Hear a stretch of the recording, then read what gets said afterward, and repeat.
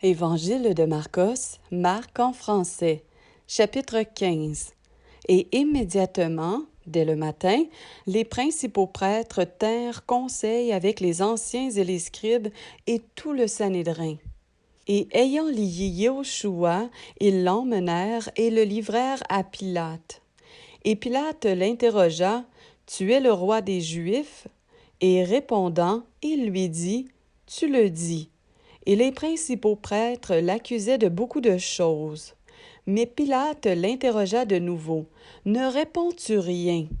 Vois combien de choses il témoigne contre toi. » Mais Yéhoshua ne donna plus aucune réponse, ce qui étonna Pilate. Or, à chaque fête, il relâchait un prisonnier, celui que demandait la foule. Or, il y en avait un, nommé Barabbas, qui était prisonnier avec ses compagnons d'insurrection pour une insurrection dans laquelle ils avaient commis un meurtre. Et la foule, poussant un cri, se mit à demander ce qu'il faisait perpétuellement pour eux. Mais Pilate leur répondit en disant, « Voulez-vous que je vous relâche le roi des Juifs? » Car il savait que c'était par envie que les principaux prêtres l'avaient livré. Mais les principaux prêtres excitèrent la foule afin que Pilate leur relâche plutôt Barabbas.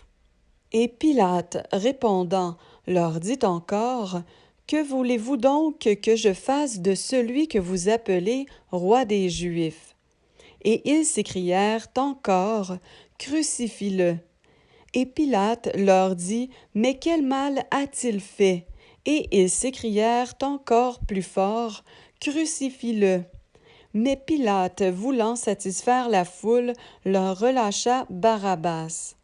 Et après avoir fait battre de verge Yéhoshua, il le livra pour être crucifié. Et les soldats l'emmenèrent dans l'intérieur de la cour, c'est-à-dire dans le prétoire, et ils rassemblent toute la cohorte. Et ils le revêtent d'une robe de pourpre et posent sur sa tête une couronne d'épines qu'ils avaient tressée.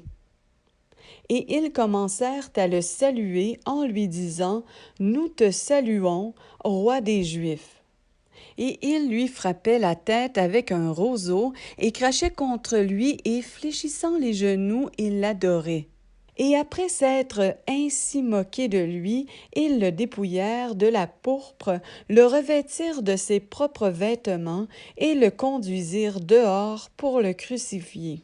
Et ils forcèrent un certain Shimon de Cyrène, père d'Alexandros et de Rufos, qui passait par là en revenant des champs, de porter sa croix. Et ils le conduisent au lieu appelé Golgotha, ce qui, interprété, est le lieu du crâne. Et ils lui donnèrent à boire du vin mêlé de myrrhe, mais il ne le prit pas. Et après l'avoir crucifié, ils partagèrent ses vêtements en jetant le sort dessus à qui en emporterait une part. Or, c'était la 3e heure quand ils le crucifièrent. Et l'inscription de sa condamnation était ainsi écrite, « Le roi des Juifs ». Et il crucifie aussi avec lui 2 brigands, l'un à sa main droite et l'autre à sa gauche. Et ainsi fut accomplie l'écriture qui dit, « Et il a été mis au rang des violeurs de la Torah. » Et les passants blasphémaient contre lui et secouaient la tête en disant, « Et toi qui détruis le temple et qui rebâtis en 3 jours, sauve-toi toi-même et descends de la croix. » De même aussi les principaux prêtres, se moquant entre eux avec les scribes, disaient, « Il a sauvé les autres et il ne peut se sauver lui-même. » Que le Machia, le roi d'Israël, descende maintenant de la croix, afin que nous le voyions et que nous croyions. Ceux qui étaient crucifiés avec lui l'insultaient aussi. Mais la 6e heure étant venue, la ténèbre survint sur toute la terre jusqu'à la 9e heure. Et à la 9e heure, Yéhoshua cria d'une grande voix en disant, « Éloi, Éloi, lama sabachthani » ce qui interprété est mon elle, pourquoi m'as-tu abandonné? Et quelques-uns de ceux qui étaient présents, l'ayant entendu, disaient, voici, il appelle Élia. Et l'un d'eux courut remplir une éponge de vinaigre, et l'ayant fixé au bout d'un roseau, il lui donna à boire, en disant, laissez, voyons si Élia viendra le descendre de la croix. Mais Yehoshua, ayant poussé un grand cri, expira. Et le voile du temple se déchira en deux, depuis le haut jusqu'en bas. Et le centenier qui était en face de lui, voyant qu'il avait expiré en criant ainsi, dit, cet homme était vraiment le fils d'Élohim. Or il y avait aussi des femmes regardant de loin, parmi lesquelles était Myriam Magdeleine, Myriam, mère de Jacob le petit, et de Joseph et Shélomite, lesquels aussi, lorsqu'il était en Galilée, le suivaient et le servaient, et beaucoup d'autres qui étaient montés avec lui à Jérusalem.